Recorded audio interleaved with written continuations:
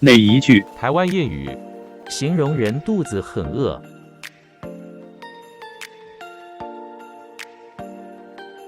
台湾谚语，取材于台湾闽南语常用词词典。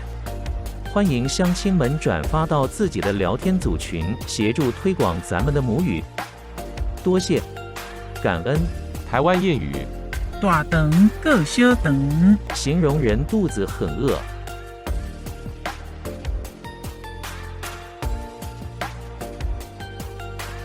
谢谢您的观赏，希望您会喜欢我为您制作的影片，请支持我，点击 subscribe， 然后再单击小铃铛，请点击下面观看同一系列的影片。